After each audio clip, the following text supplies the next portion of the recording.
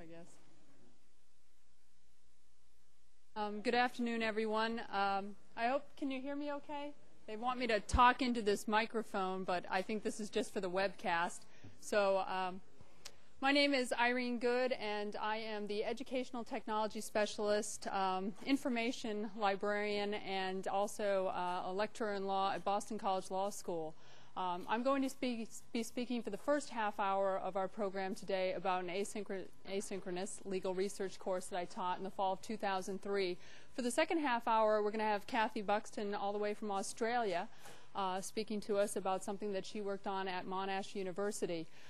Each of us has decided to just sort of go ahead presentation for the half an hour, so each of us has a half an hour to present our material, and then if you have questions, please hold them until the end just so that we both get equal time here.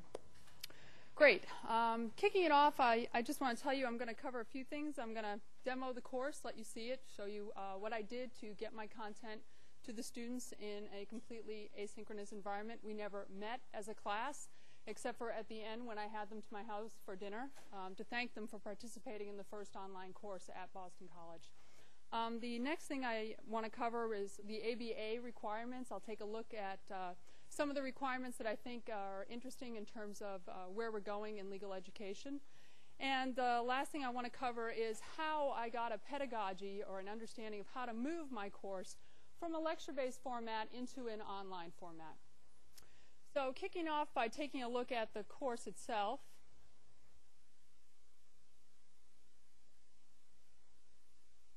This is the course, and the course lived within a WebCT site, WebCT just being a web course tool site like Blackboard, Twen, or the LexisNexis product. Secure website, the students would log in, and this is nothing more than an HTML page. It's a very basic HTML page. I wasn't trying to look pretty or fancy. I was really just trying to get the content up in the end. And that's what I did here. At the beginning of each one of the classes, and this is my class on secondary sources, I would start the class off with a sort of list of requirements. I think it's important if you're going to teach an online class that you tell the students what's expected of them every week. And in this instance here I have a list, and this list sort of outlines exactly all the different methods that I use to get my information to my students. The first one is, of course, participate in the discussions. I would have a list of discussion questions that they would have to participate in the online discussion within WebCT, post their answers, and respond to one another. I'd have them do weekly readings. In this instance, you can see I have them reading Brutal Choices in Curricular Design. What should be taught first, primary authority or secondary authority? A note about the reading. I never gave them reading on how to do legal research. I think there's nothing worse than having to read how to use a loose leaf or how to use an annotated code. Instead, I chose readings that I thought sort of highlighted what's important about here, secondary sources, or for statutes reading, I once gave them a reading on a specific act that was passed in 1996 that affected the Immigration and Nationality Act in many ways, and I thought it was interesting for them to be reading about how this one act changed so much of that other act, and that way they'd understand, I hope, the importance in updating and the need for updating. So I tried to pick readings that I thought were a little more interesting than just how to do legal research. I also would require them to read the secondary sources lecture in this instance, here it is, and work on hands-on exercises, and I'll talk about what those hands-on exercises are in just a minute. And then finally, I would have them every week complete an assignment for a grade that they would submit to me in the online environment. I would grade it, get it back to them with comments, and that's a class exercise that I gave them every week. There was also a research final at the end of the course. The course ran for 8 weeks and was for 1 credit. So here's the secondary sources lecture. It's just text-based here. I wrote it. And as I was writing it up, I also, a couple of things after introducing it. I have here navigation tools. I think if you're going to have an online course, it's important to allow the students the opportunity to jump from one place within the course to another place. Maybe they don't want to look at the current awareness legal newspapers first. Maybe they want to look at law reviews first. Give them the opportunity to navigate to those points. Here, I'm just going to kick it off with the current awareness legal newspapers. Moving into this area, you can see some more text that I wrote, and then I have some graphics that I tried to put in graphics, especially for print-based sources, whenever there was a print-based source, I tried to take a picture of the source. First of all, it would break up all the text that they were reading, give them something else to look at. Second of all, just give them an idea of what it looked like when they actually saw it on the shelf if they took a look at it. So here's some current awareness materials. Below here is actually some more assignments for this week, a required reading assignment. And actually, this was one that I required throughout the entire course. I tried to make them act like immigration practitioners, so I made them read a current awareness immigration tool called Interpreter Releases every week. The professor who teaches immigration law, he reads it every week at our school, and I wanted them to experience what it was like to be a practitioner, reading that every week. And then I told them if they did, when they took the research final, they would find one of the questions on that research final was actually answered in their weekly readings if they kept up with the interpreter releases. So a little incentive there. I had them use Westlaw because interpreter releases was available there, and go ahead and download it directly to their email through a WestClip service. So I ran something like that as well during the course. Next, down below here, you've got some video content. I tried to break up whatever I was typing for actual course content with video content. And here you can see I give them directions. All the directions that are here about QuickTime Pro, things like that, you might be thinking, well, she doesn't link to QuickTime Pro here. She's just telling them about QuickTime Pro. Well, on the main homepage of the course, and actually I have everything loaded locally for today's purposes here on my laptop. If we were on the real course live, you'd see there was actually a page of information on video content with links to QuickTime, telling them what they would need also in terms of other types of software, what version of Internet Explorer worked best with WebCT, not to use Netscape, things like that. Those little technical details I actually laid out for them at the very beginning of the course. But I repeated them here in this lecture because this was the first lecture that they received, so I just wanted them to get it one more time.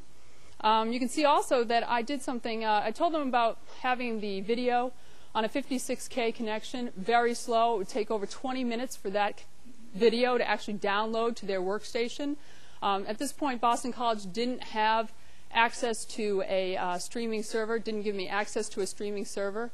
And so I had to do it where I embedded it right into the web page and loaded it up at the same place as the website. So not the most convenient in terms of access, but I also offered the students another way of getting the video. I told them they could download it directly to their hard drives if they were at school and they wanted to look at it at home and they had a laptop. I gave them a secure site that they could go to, download the entire week's content to their laptop within a matter of minutes on the high-speed connection at school, and then they could go ahead and just look at it whenever they wanted to at home. Here is my first video.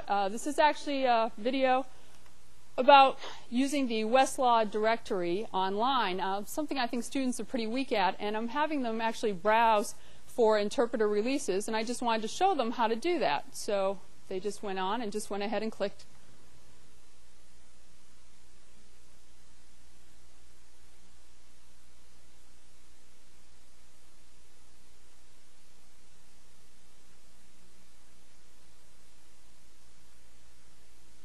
Immigration source.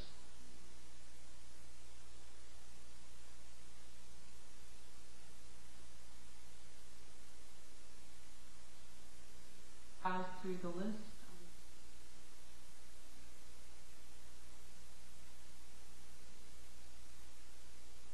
Stuff like that I did all the time. And actually, it's stuff you do in class. I mean, you make mistakes. So I just went to heck with it. I'm just going to go ahead and keep going.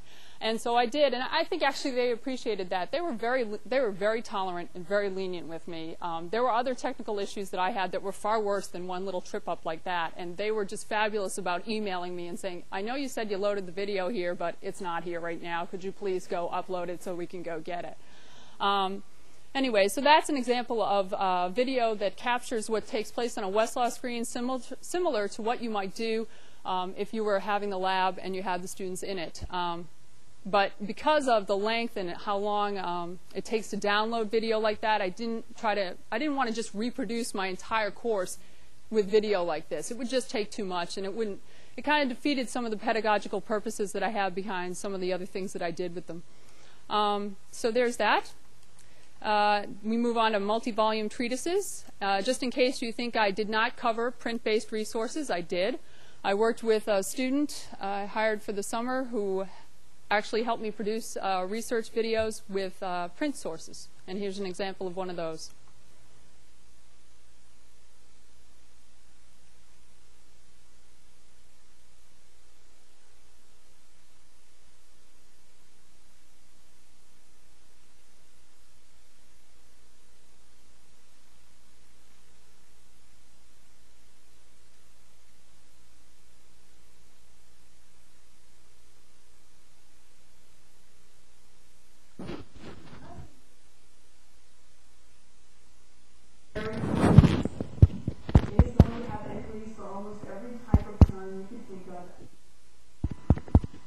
Okay, ignore the man tapping to my left. But while we're going on here, what I want to point out to you is something that I really liked about this. I discovered towards the end of the course the students really loved the videos. And the thing they loved about the video was that they could go back whenever they wanted. If they had a question about how to do something and they remembered that there was a video on it, they could go back and go see it whenever they wanted. When I teach this course as a lecture format, and I did that for 2 years before I put it into an online format, I would hold up the book at the front of the class, talk about the book, open it up and talk about the index, put the book down in front of the first student sitting there, and start passing it around. So by the time I got to the last student, I was probably 6 sources later talking about something completely different, and that student was sitting there looking at it going, what was the point of me getting this book again? Well, they're all getting it at the same time when they're looking at it this way. They're all seeing the same thing. Everybody gets their own one-on-one experience. They don't have to worry about being in a big group and passing the books around. So for print-based research, and actually maybe even for the online, I kind of liked the fact that they had the video to go back to whenever they wanted to see it, and that they could all see the points that I wanted to make about the books crystal clear, no problem in terms of passing or stuff like that. So that's another one of the videos. Going through the rest of the secondary source lecture, here's my first hands-on problem. The hands-on problems were designed to sort of replace things that I used to have happen in the classroom. I used to make them go on and try and play with certain databases or try to do certain things. And here I'm having them go on to Lexis. Now, note, I did not give them a video on how to go through the Lexis directory and try and find Immigration Law and Procedure, which is the print-based source that you just saw. Instead, I made them just go out and try and do this on their own. And this was all part of the pedagogy in terms of you give them something. I gave them the Westlaw screens. I don't think the Westlaw and the Lexis are that different that they shouldn't have been able to find this source browsing on their own. And it's something about when you're online learning, you have to be an independent learner. They have to be people who are motivated on their own to go and find these things. You can't possibly cover all the same content that you would cover in a lecture. It just won't work that way because it's the individual who has to do all the learning on their own. They really have to go out and play with these things. So I left it like this. I asked them to go access the database, can they browse the source by volume? Can they browse by subject? Does the search screen look different? Why? Post your thoughts on these questions. So I had them sort of play around with this on their own and post their thoughts in the discussion area. And we'll take a look at some of their responses in just a second. Then I went on to law reviews, some examples here with another hands-on.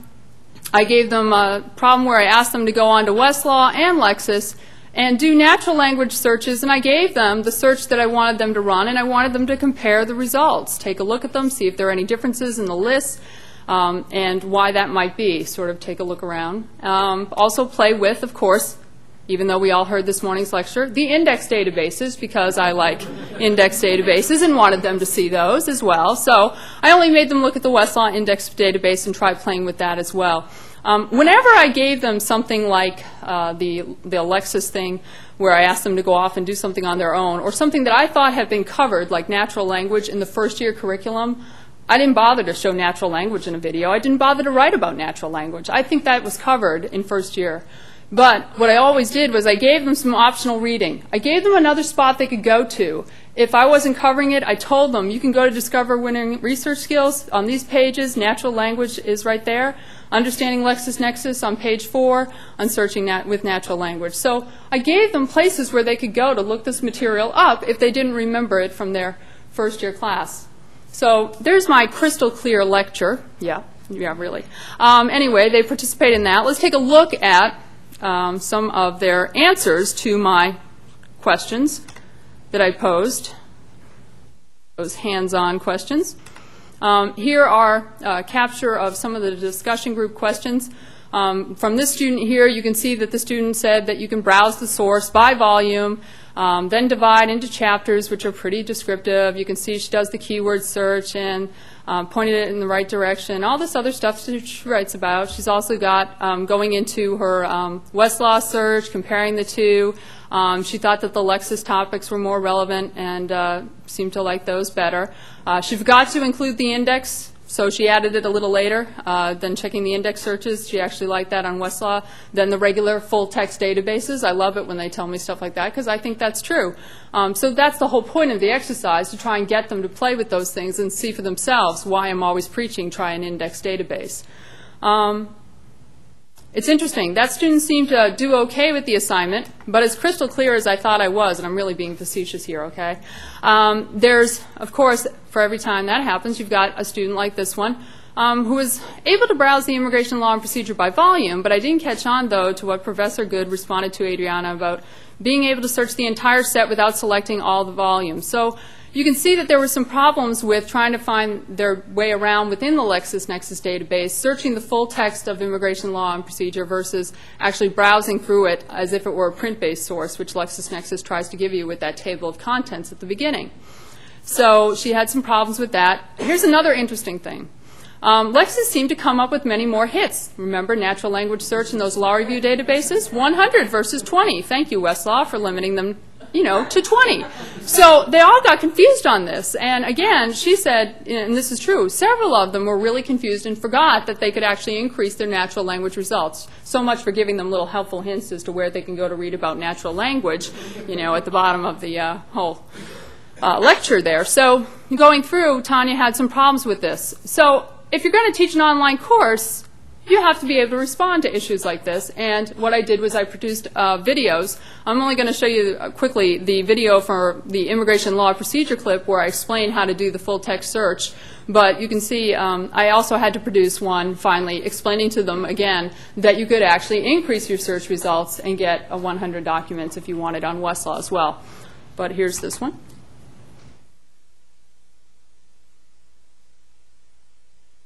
Volumes down on this one, but in general I'm talking to them about how to get to that.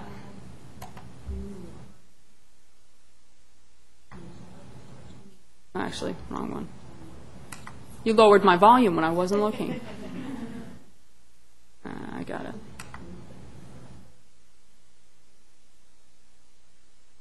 That's all right. Doesn't matter. You get the idea. You've seen enough of these. Which will allow you to enter terms and connector search or a natural language search, and you'd be searching the entire immigration law and procedure set. Don't worry about it. That was it. Okay, so that was the video that I had to produce, load on the website, let them see. The ability to produce things like this on the fly was very important to me throughout the class because there was constantly problems, constantly issues. And unless I had them participating in that online discussion board and had them posting things telling me what they were trying to do with my hands-on problems, I never would have known that there were these problems. I never would have known that somebody thought that Westlaw only retrieved 20 or that you couldn't search the full text of the immigration law procedure book on LexisNexis. So it's important that the discussion area was still going on because it gave me the ability to then pick up what they were missing. In this instance, the ability to do that actually comes from a software product called Camtasia. And I used Cam Studio when I produced it. It's now called Camtasia. I think it's a few dollars, but you can download it from the internet. So let's just move on. That was our general hands-on problems. I also had the students complete research exercises every week that were submitted to me in their private little area within WebCT. They'd post these things, and I would grade them, give them feedback, how they were doing, things like that. So here's an example of one of those for the secondary sources lecture. I tell them right up front, this assignment is due Monday, September 1st at 3 p.m. Please submit it through the discussion group forum with your name on it. Scrolling down, some of the things that I had them do here, not my typical research assignment. You can see I have them, for each of the questions, I actually give them a question plus 2 sources, a print-based source and an online source, to have them go and check, try and see if they can find the answer in each one of these. And I want them to write down what they find, also write what the answer is in a paragraph or less. Limit them on the paragraphs if you're dealing with the subject area because they all love the subject area, and they'll write volumes if given a chance because they're going to be lawyers and they want to write. So I had to limit them. And then the date each source was last updated. I didn't really talk about updating at this point because we were only dealing with secondary sources, but I wanted them to see if they could figure out how current these sources were, and we could talk about that at a later date, especially with statutes and cases and things like that, and regs. which source they preferred, and their search method, and search if they were using an online source. So some things there that I was asking them to do so that I could see how they were doing again. Here, just to take a look at how one of them responded to this, there were actually 4 questions that they had to do. Here's one student's response. She had a little problem with question 2, part 2, number 2, but we got together on that one, went over it. And here's her response to the first question. Is an alien entitled to be represented by an attorney? She gives first, in the answer that she did online through Lexis, it's interesting, she gives 2 cases that are on this that she found, and that's true. And she read through it, and after 30 minutes she stopped. I had given them a time limit of actually 20 and said don't do it anymore. And then here, you can see her using it in print. She used the index. Voila, isn't it funny? You do a full text database search on an immigration law and procedure online, you don't find the answer. When you use the index, it's pretty easy to get right to the answer. You get your INA Act there, you get 8 CFR 240.42, you get the references to the law that's relevant, and that's just crucial, and it explains the answers to the question. So scrolling through, you can see also that she found, at the bottom here, she found the volumes very easy to navigate through, much easier than the online version. She preferred the print version to the online version. Convenience is a big deal. I'll agree with him there. It's definitely a big deal. But when you're talking about a law and you're talking about representing clients and you want to make sure you've got the best information, convenience is not going to be everything, I think, until they get better with those online searches. Good.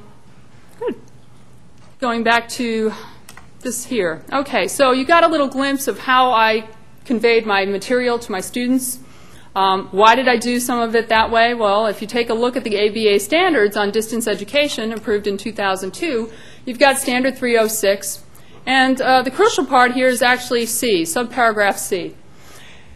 And here it is. A law school may award credit for distance education and may count that credit towards whatever, the minimum amount of instruction required, by standard 304 if, this is a big if, there is ample interaction with the instructor and other students both inside and outside the formal structure of the course throughout its duration. Hence the need to have that discussion board where I had them always posting hands-on things, talking about what they were doing in the class, seeing one another's postings, responding and saying what worked and didn't work for them. So that's why I had the discussion board and the hands-on questions working with them. Also, there is ample monitoring of student effort and accomplishment as the course progresses. Well, I had to do something there, so I decided, all right, every week they have to do a class. Every week I'll give them an assignment. They'll grade the assignment. I'll grade the assignment, see how they're doing, give them progress reports as they're going throughout. So that was my way of dealing with those 2 requirements under 306. In truth, I mean, think about it. Okay. First of all, number 1, there is ample interaction with the instructor and other students both inside and outside the formal structure of the course. Does this ever happen in a real law school class? I mean, I'm frightened when I read that. I go, okay, yeah, like it happens really. I mean, yeah, they may talk about it outside of class, but with the instructor, there's no guarantee of that. There's none. And then this monitoring of student effort and accomplishment as the course progresses, never. Never does that happen. They get a final exam. You either hit it all and do well, or you've never understood it all along, and you find out when you get that final exam back. Pedagogically speaking, these 2 things actually I think should apply to the traditional classroom as much as they do to the online classroom, but alas, that's just my opinion.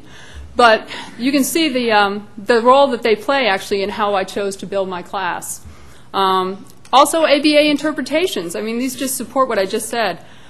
Taking a look at, I think it's, yeah, here it is, 306-4. Law schools shall take steps to provide students in distance education courses opportunity to interact with instructors that equal or exceed the opportunities for interaction with instructors in a traditional classroom setting. Now, what you might think here is, okay, that's interesting. What I did do is I actually asked my students in a survey at the end of the course. I surveyed them on what they thought. And I asked them, did you get more interaction with the instructor than you got in a lecture format or less? What did you think? And they were all like, you know, more, much more, less, whatever. Much more. I mean, I'd say probably there was one that felt that she probably got more interaction with the professor when she had them in class in person. But the rest of them were like way more. I got way more feedback. I knew how I was doing. So the online environment actually lends itself to students having more interaction, I think, with instructors than in the classroom. Also, what's interesting about these interpretations, and something that I think is something that needs to be considered in more detail, it's 306.7 here.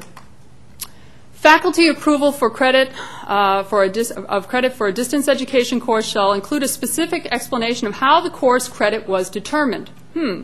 Credit shall be awarded in a manner consistent with the requirement of interpretation 304-5 that requires 700 minutes of instruction. Did I give them 700 minutes of instruction? I mean, they're talking about classroom instruction here still, even though we're talking about an online environment. How do you equate those two? So I had to submit this memo to my faculty and ask them to approve this online course. And in it, I had to say, I'm only asking for 1 credit because I think that it'll only be 45 minutes for them to read through the class lecture and watch the videos. And then I think it'll only be a half an hour for them to do some of the class problems and the hands-on problems. So I made this, like, I don't know, out of thin air estimate on how long I would have them doing the work every week. And I grossly underestimated. Grossly. They were only getting 1 credit, and they were working 5 to 8 hours. Some of them were working more than that on the course content. Now, they didn't tell me or complain to me till about week 4 or 5. Then they started saying to me, this is way more work than 1 credit. And actually, with the support of my library director, I submitted a memo, and the students submitted a letter requesting an additional credit be given for the course, and the academic dean approved it. But it's just something to consider, and that's in the middle of the course that he said, go ahead, I'll give you 2. That's because they don't know. It's the great unknown. They have no idea how long it's going to take these students to do these things. I had no idea it would take them this long to do it. So working through that issue was really important and just something to consider when you're trying to figure out how much credit to offer the course for. Okay, pedagogy, a little bit about that. Let me just get it back up. To actually learn how to take my course, which was a lecture-based course, and put it in an online format, I actually took, and you'll love this, an online course in how to teach an online course. I did it the summer before, summer 2003. It was an 8-week course. It was offered through the Jesuit Net. BC being a Jesuit university, I was allowed to take the course for free.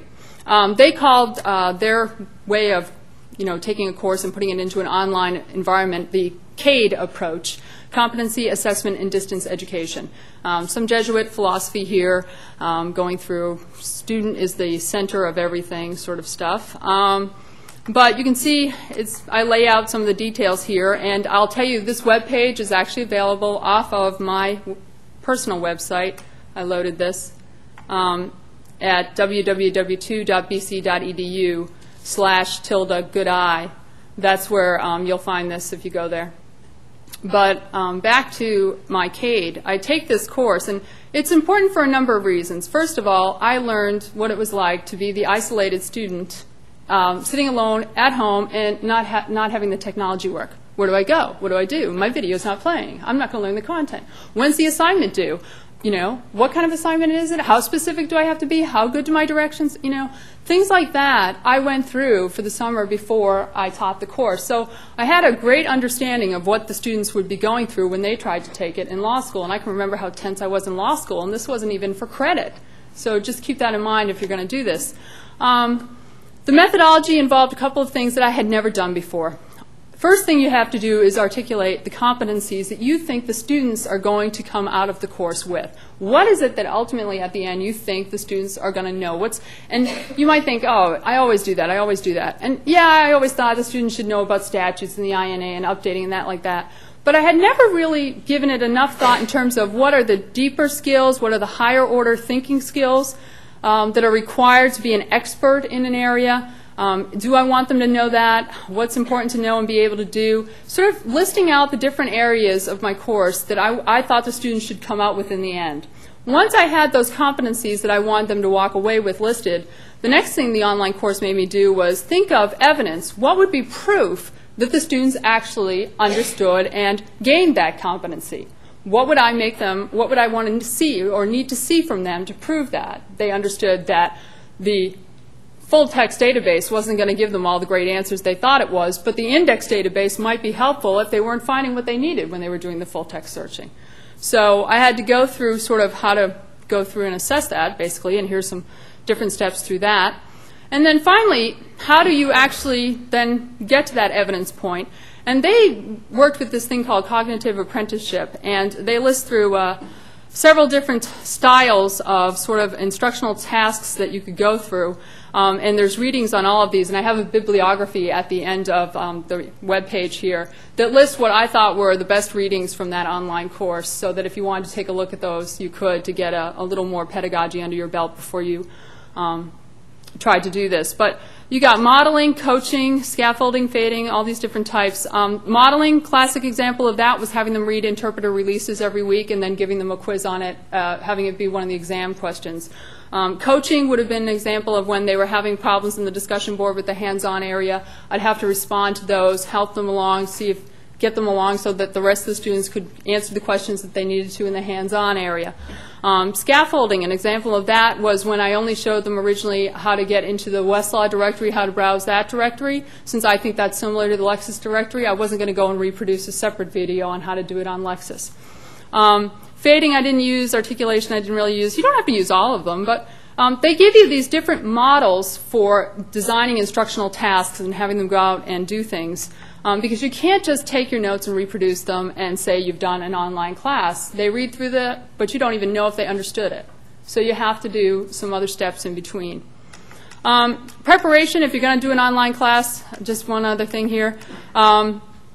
I thought it was really important that they actually made me go out and find out who's the instructional designer, who's the web developer at your school, who's the multimedia developer, who's the graphic artist. List these people out. Who's the librarian that you might need to speak to if you're going to have online resources that have copyright issues. Who's the help desk support at your school? A lot of faculty don't know who the help desk support is for the students, and that's going to be important if they have technical issues. And just existing student services as well. So these sorts of steps here, they happen to all be met pretty much in one person, me. But there was other issues that came up with this as a result. So it was good to have to go through it, especially in terms of help desk support, existing student services, things like that. That's pretty much my portion, and now I'm going to turn it over to Kathy.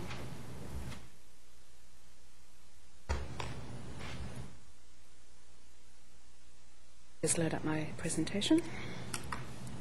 Okay. I'm going to talk about advanced legal research pilot that we did this year. What we were doing is incorporating it into the curriculum, and I'll discuss the technology that we used for it.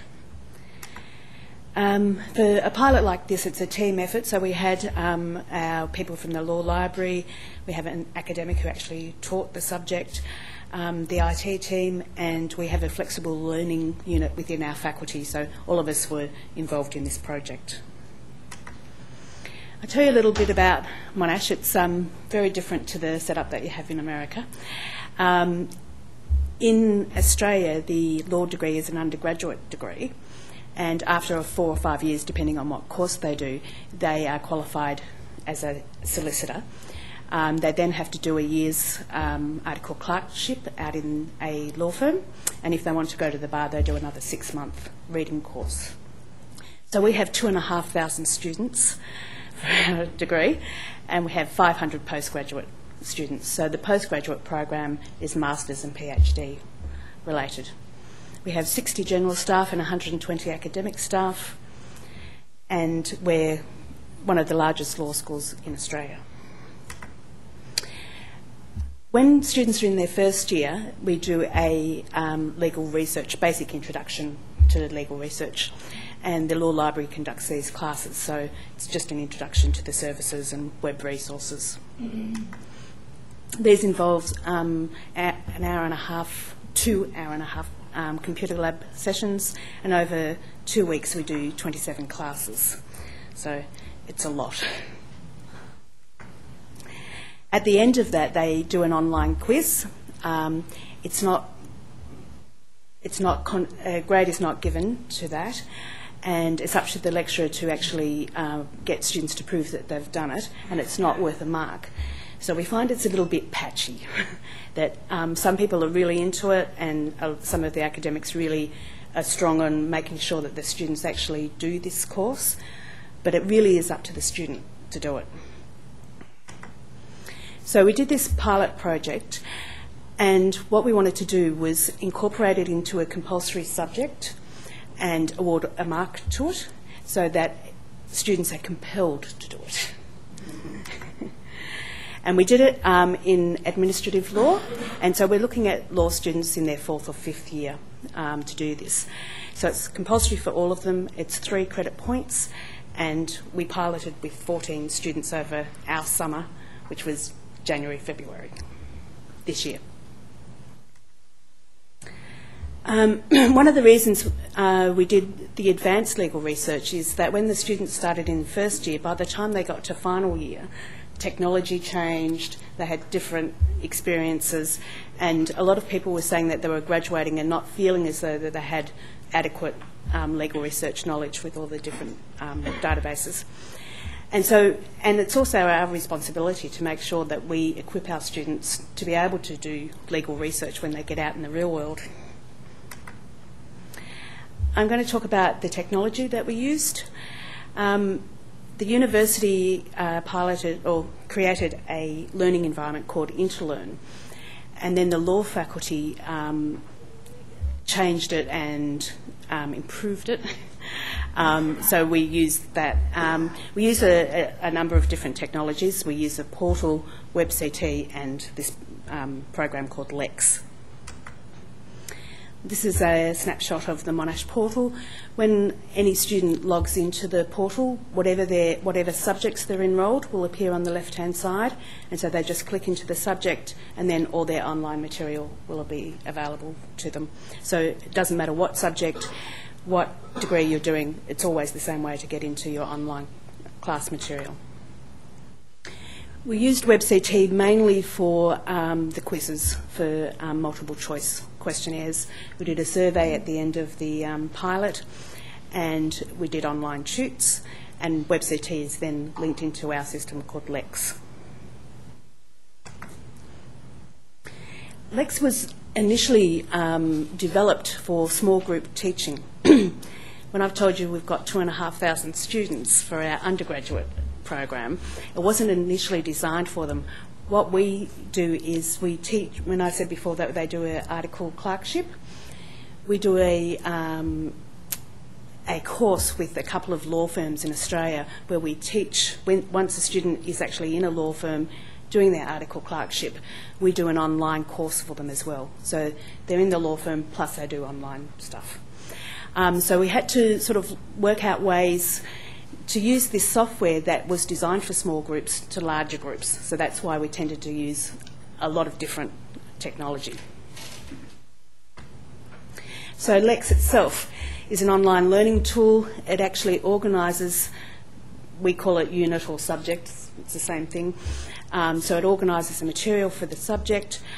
Students can submit their assignments. It has discussion forums and notices section, and the teachers actually mark the assignments online.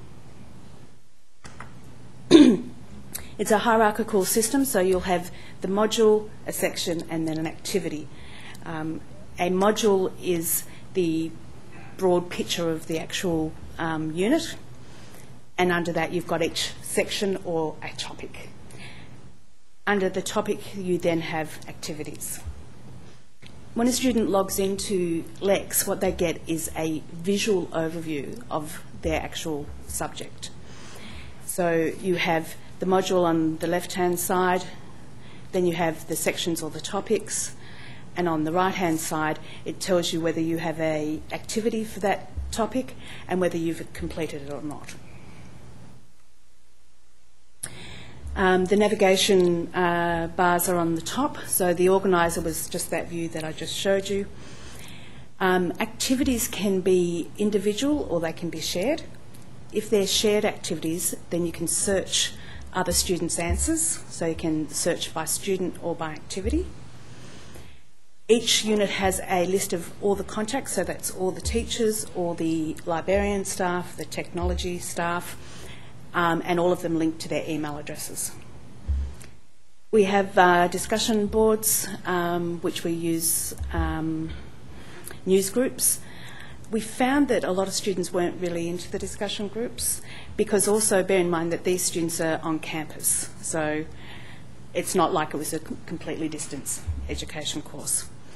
Notices is where teachers will post important information, or if a system's going to be down, we'll notify them there, and then they can log out.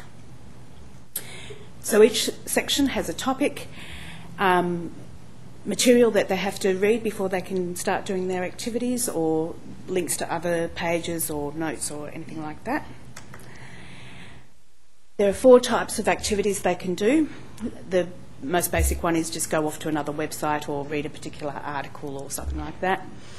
If it's a quick, short response, like a paragraph or 2, they can type it directly into a text box, or a combination of a text box and a posting to a news group.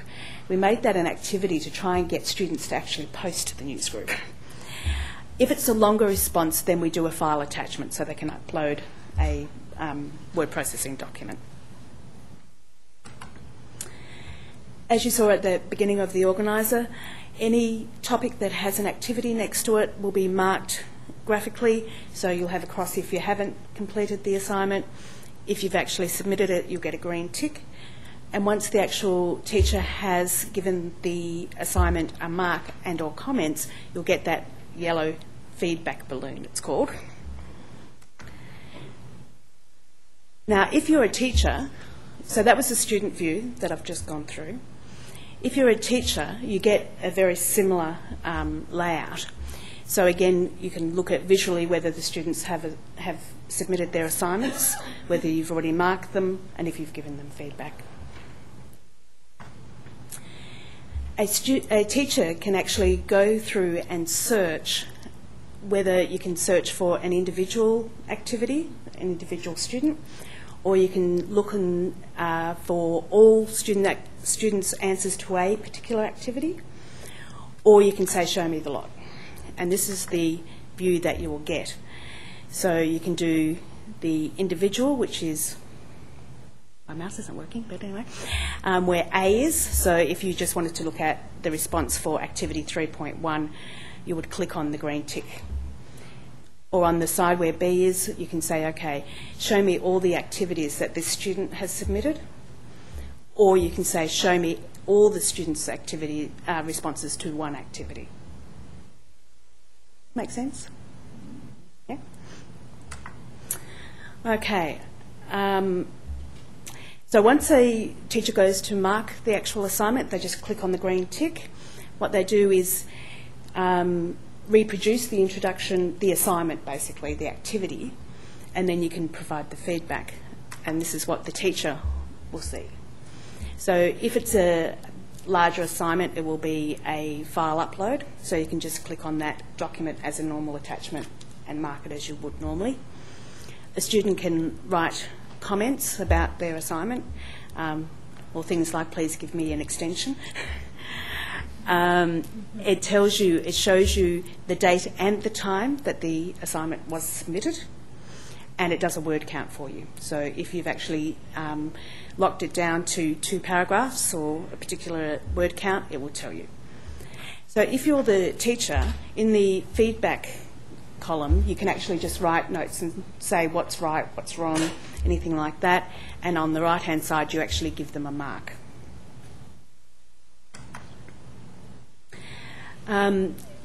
This went through with 14 students this year. We've got 53 for second semester. Our semester starts in 2 weeks' time, the second semester.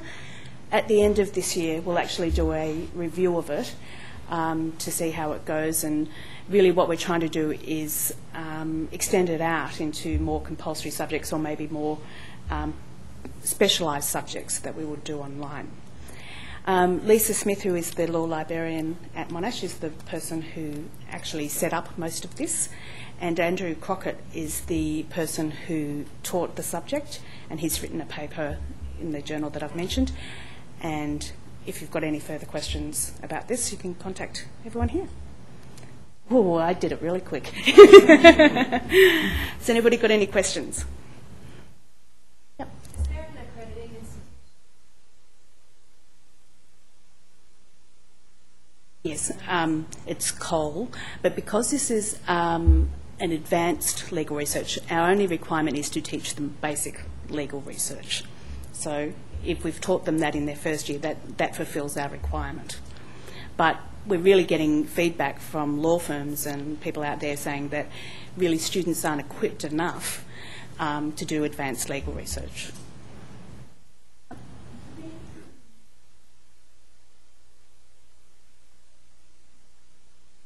We actually did an induction class for them in the computer labs.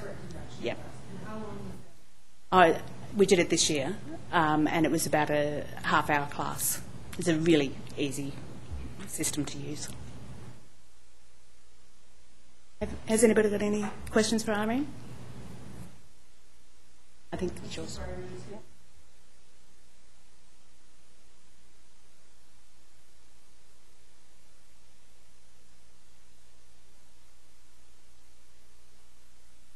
I'm going to use it. I'm definitely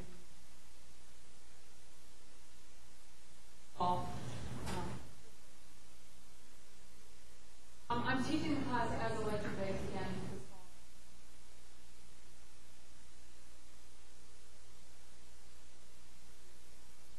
fall. This page, I always taught the course with a web page. Now I have this great web page. But the students will still have access to it. I will have to reshoot the Westlaw, but I'm not going to be doing the intensive out of my time.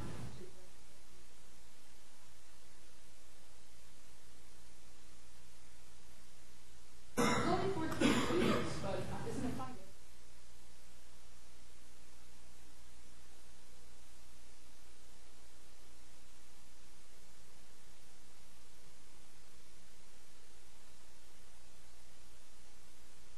About what it is that they did right.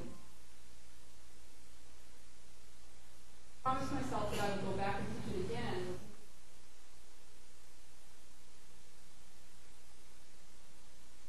Talks about the assessment tool. I could have done some of my grading, I think, using automatic. Giving them a little bit of feedback is going to take away the more personalized feedback. All that is within WebCT. So I'm going to use the WebCT assessment tool.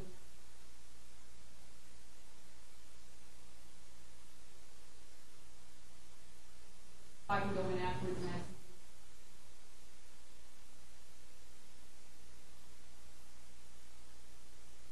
Upper level students who subject course and wanted to further their study with an immigration.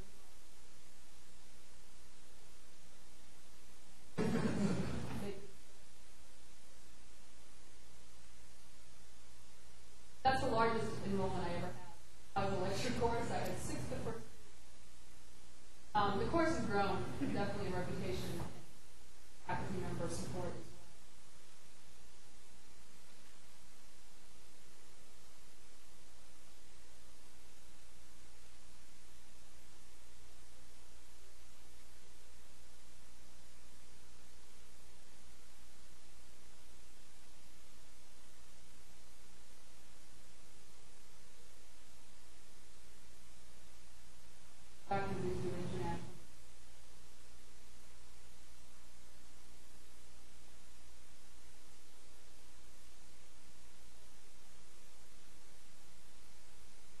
Really were motivated, and I sent an email at the very beginning out to them all that said, "I'm taking an online course. It doesn't mean you're going to sleep every week.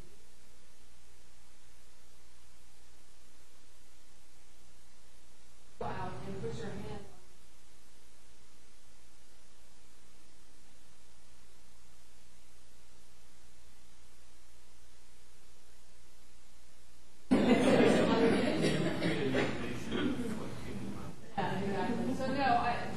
I definitely, I warned them ahead of time that they had, all of them were incredible.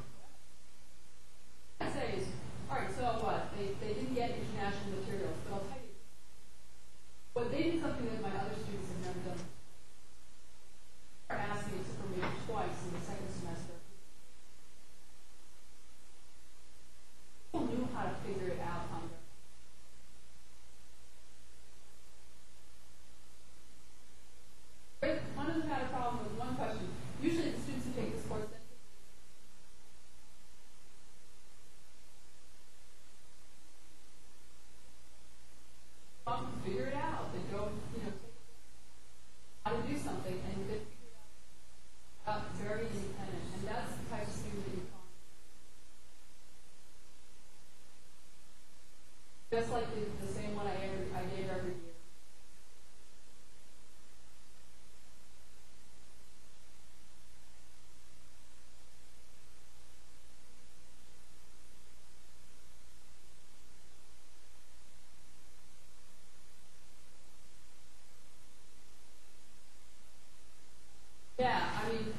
what I pretty much I wanted them to have that aha moment. So I took one of the topics that was covered during the 8 weeks, that in a question and said, this is for students coming from Canada who want to go to the University of Buffalo. Covered that the State Department and would not have trouble crossing the border to go to the school. As they were commuting back and forth, and there's a large number. That was an article that was in I put that into a question on the final exam. And on the final exam, they were required to list the source. Right, interpreter releases. They can technically never read interpreter releases. Had the ability to go back and search it.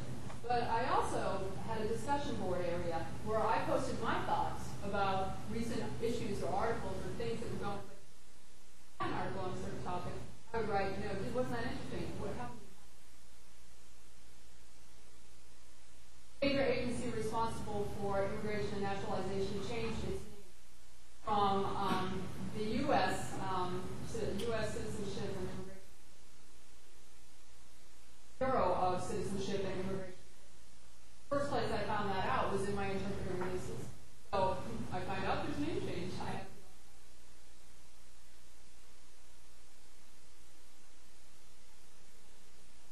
brought it up in class. They were actually able to go into the immigration law class, and when the professor was talking about this, they were able to go ask. So it was interesting. Not all of them did it, but I think a number practitioners in this area saw the value in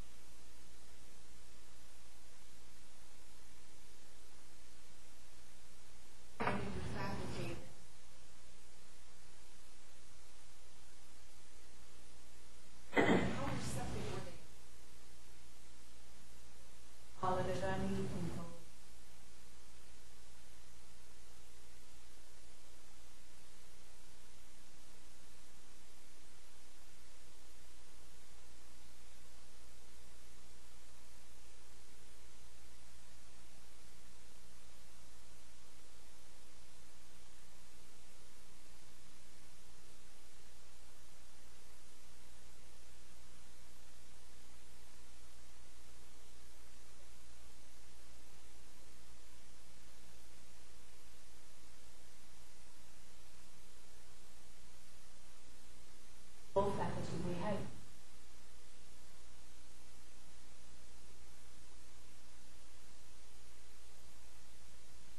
Our philosophy is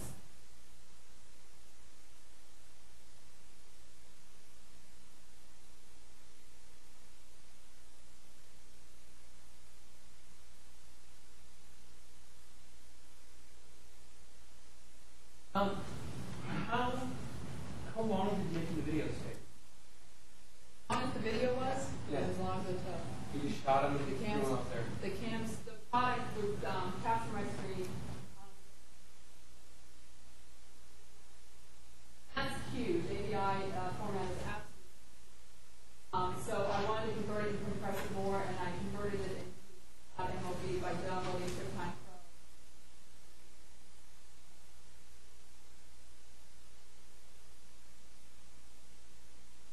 How about the ones where you're there live and not speaker? You and I experienced something similar. But this is why I hired a student. John and I used to work together. We actually produced a series of videos. We're only on like one or two topics. For these, I actually went and hired a research assistant, Buxton, who also had worked as an internet web video guy. So he knew what he was doing. He shot the films. He did all the digital development and put it all together for me. So it was only my time spent doing passing it over to the other person. That's why it's important to list your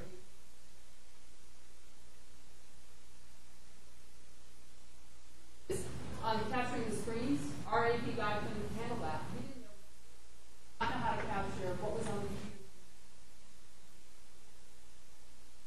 So I had to figure very easy for you to make the screen capture shots, videos if you needed to. On my desktop. In midstream, but it was really you there standing there video in midstream.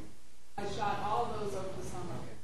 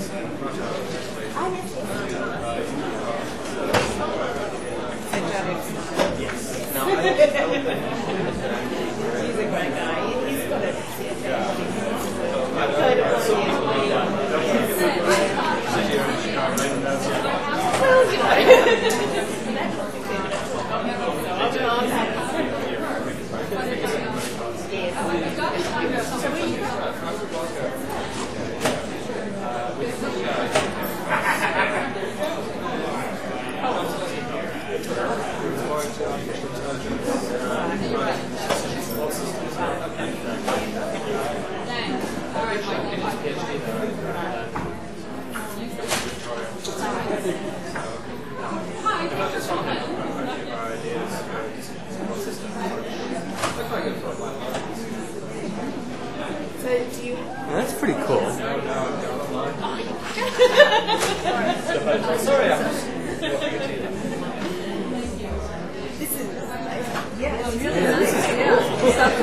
It's great. You know, tomorrow when they're doing the building tour, I've asked them to have the AV guy come around.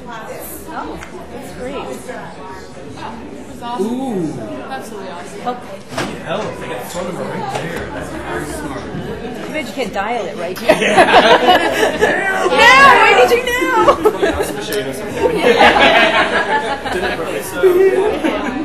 Please leave a message. Very nice. So what is that? Did you just pick it up? Yeah, just hanging out here. I was wondering what that was. It's a brand new building. Let's go on that.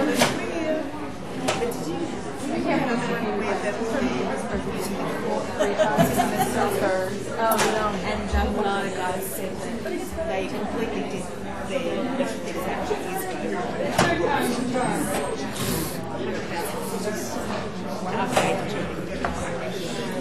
I'm so glad. I'm in the wrong business.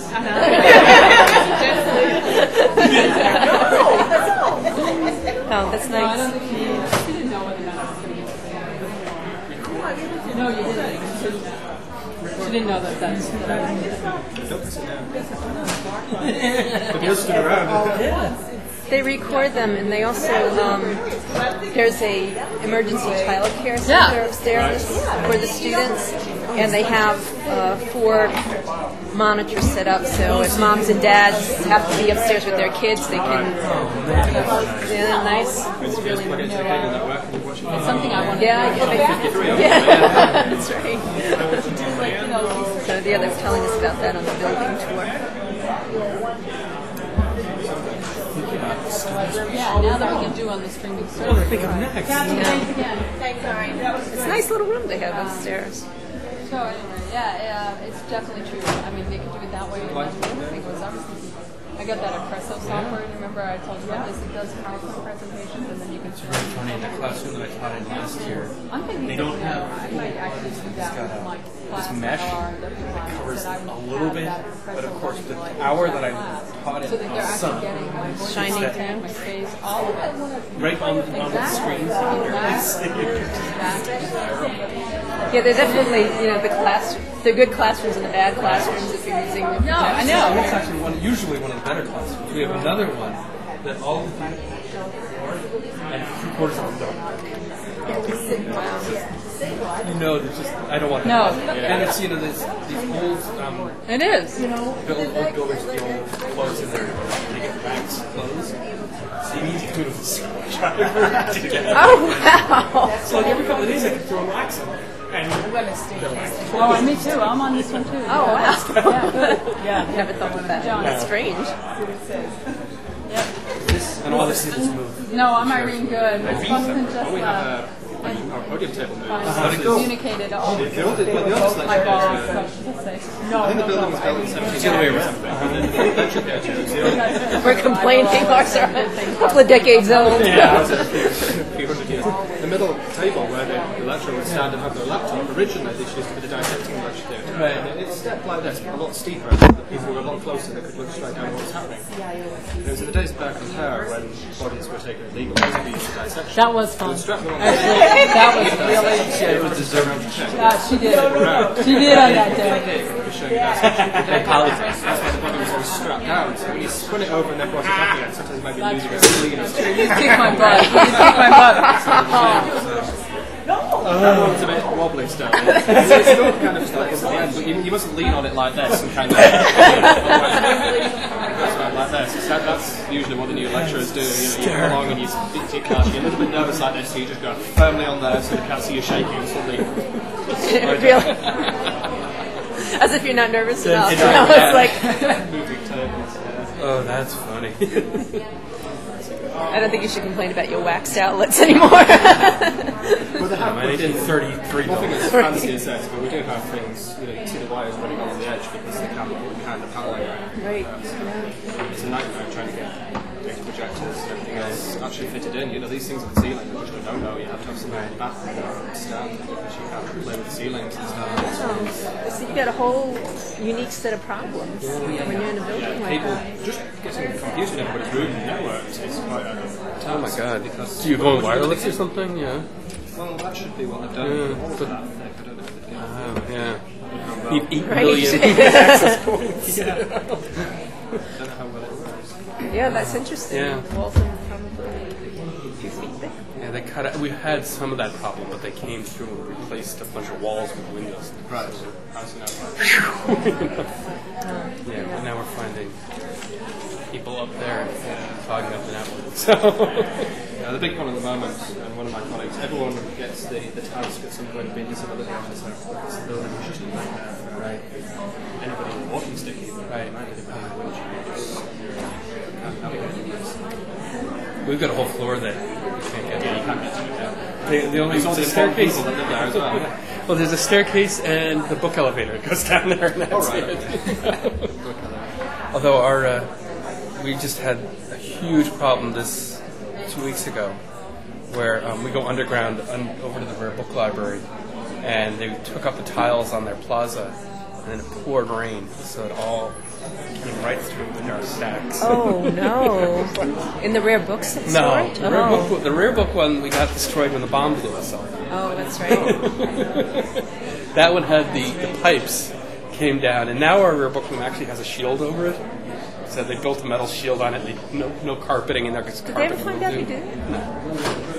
There was a pipe bomb thrown in their library last year. Yeah, no idea.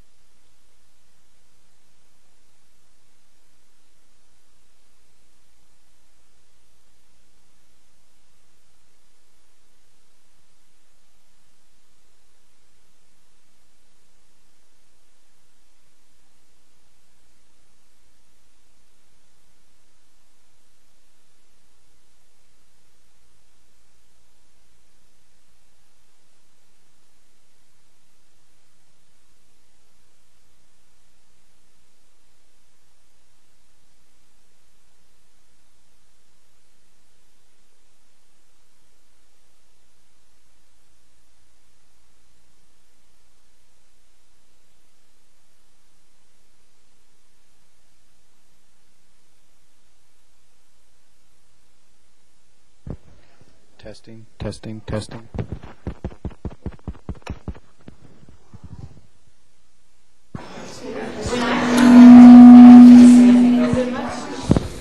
Testing, testing.